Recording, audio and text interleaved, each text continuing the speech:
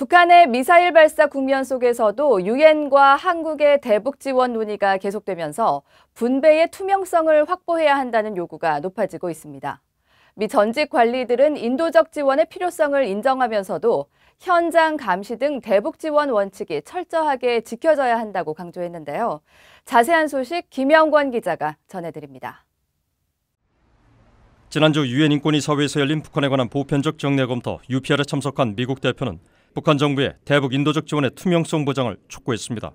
유엔 인도적 기구들이 북한에 대한 인도적 식량 지원을 호소하는 가운데 미국 관리가 유엔에서 지원 반대가 아닌 투명성 보장을 강조한 발언을 해 관심을 끌었습니다. Allow humanitarian assistance providers operating in North Korea unrestricted and independent movement throughout the country, as well as direct and unimpeded access to all populations in need. 미국 의회 조사국에 따르면 미국 정부는 지난 1995년에서 2008년까지 13억 달러 이상의 대북 인도적 지원을 했습니다. 또 2011년과 2017년엔 홍수 피해 지원 자금으로 유니세프 등을 통해 190만 달러를 지원한 바 있습니다.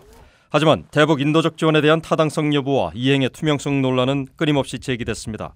러버타 코엔 전 국무부 인권 담당 부차관보는 지난 12일 워싱턴 포스트 신문 기고에서 북한 정부가 상당한 지원을 취약계층에 투입해 정부 책임을 외국 지원으로 대체 말아야 한다고 지적했습니다.